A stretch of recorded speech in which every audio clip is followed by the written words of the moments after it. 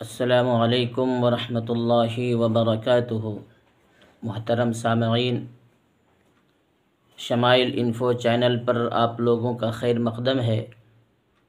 امید ہے آپ حضرات خیریت سے ہوں گے۔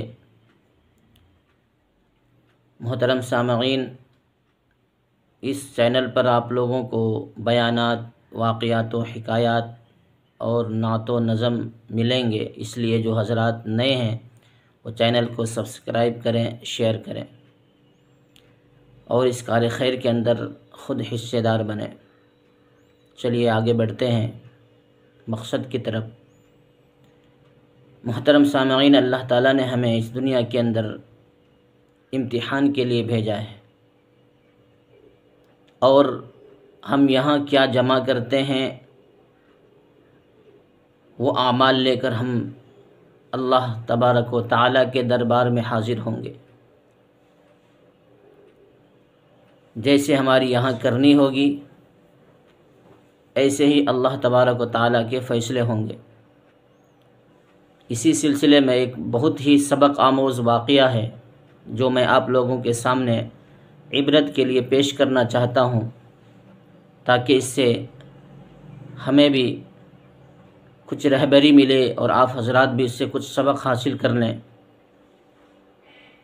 واقعہ یوں ہے کہ ایک بادشاہ نے اپنے 3 وزراء کو دربار میں بلایا اور تینوں وزیروں کو بلا کر سب کے ہاتھ میں ایک ایک تھیلی دے کر کہا کہ آپ تینوں باغ میں جائیں اور بادشاہ سلامت کے لیے مزیدار اور تازہ تازہ پھل لے کر کے آئیں۔ تینوں وزیر الگ الگ باغ میں چلے گئے۔ پہلے وزیر نے محنت اور کوشش و لگن سے بادشاہ کے لیے تازہ اور مزیدار عمدہ پھل چن چن کر کے جمع کر لیے اپنی تھیلی میں۔ تھوڑی ان کو محنت کرنی پڑی، اور دوسرے وزیر نے سوچا کہ بادشاہ ہر پھل کا جائزہ تو لیں گے نہیں، پھلوں میں فرق کریں گے نہیں، وہ کہاں چیک کرنے جائیں گے کون سا پھل کیسا ہے، اس لیے اس نے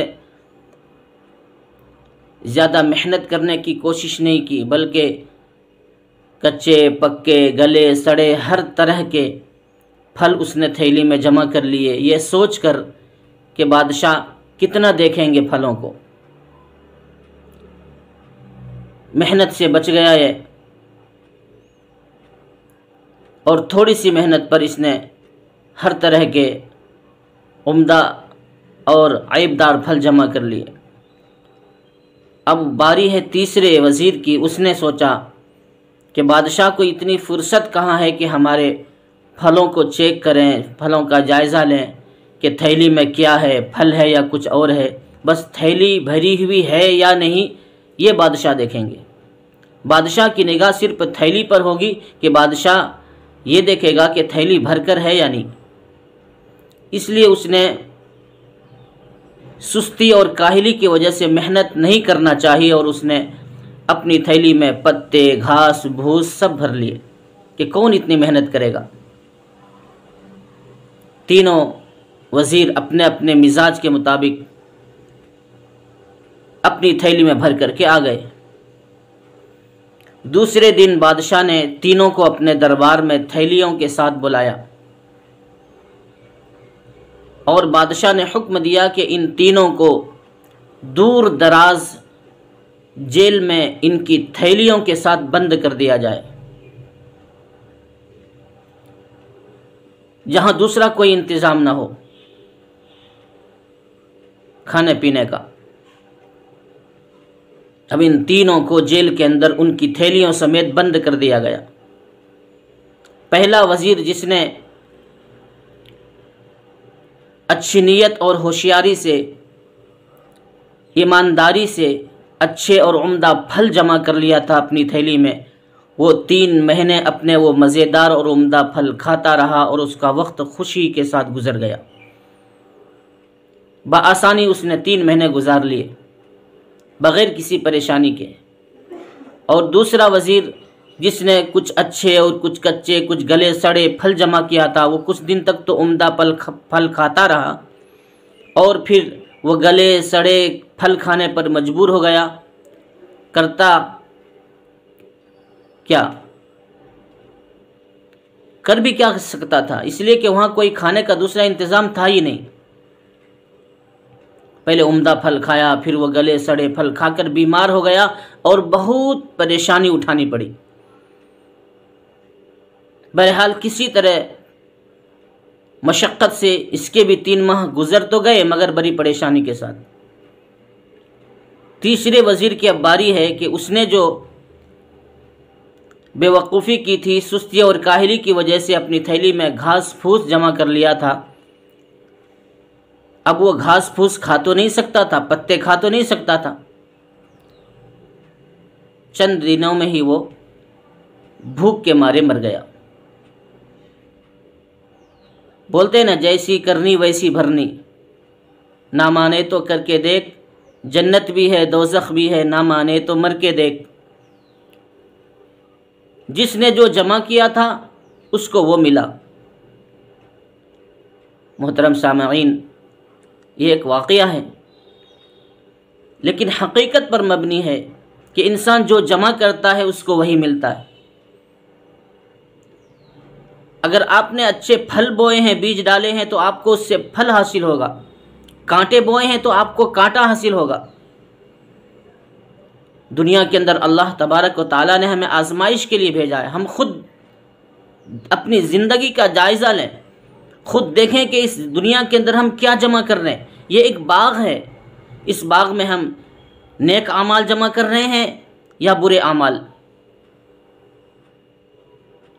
اگر ہمارے پاس نیک اعمال کا ذخیرہ ہے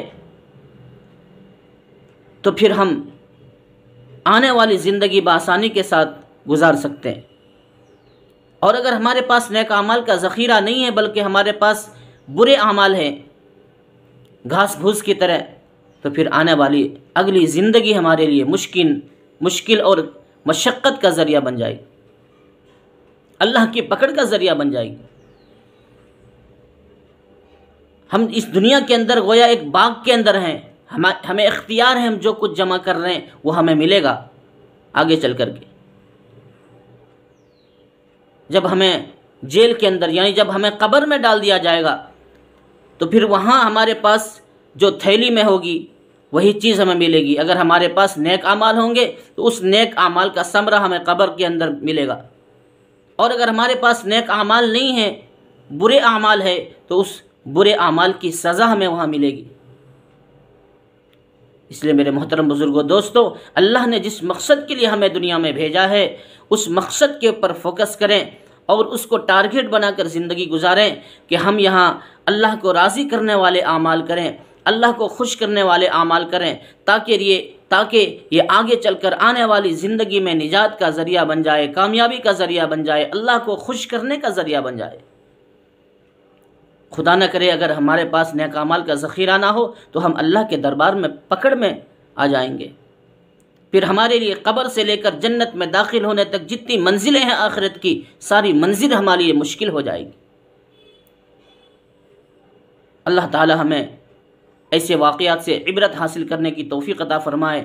تو سامعین، اگر یہ واقعہ اچھا لگا ہو، یہ باتیں اچھی لگی ہو، دعاؤں سے نوازیں اور اس سے سبق حاصل کریں، اور اس طرح کے واقعات و حکایات سننے کے لیے، بیانات سننے کے لیے میرا سپورٹ کریں۔ لوگ ناچ گانے اور دنیا کے بکواس چینلوں کا سپورٹ کرتے ہیں، اس کار خیر کے اندر آپ لوگ بھی حصے دار بنیں۔ اللہ اور رسول کی بات کو امت تک پہنچانے کے لیے میرا سپورٹ کریں۔ اللہ آپ لوگوں کو جزائے خیر عطا فرمائے۔ وآخر دعوانا ان الحمد للہ رب العالمین۔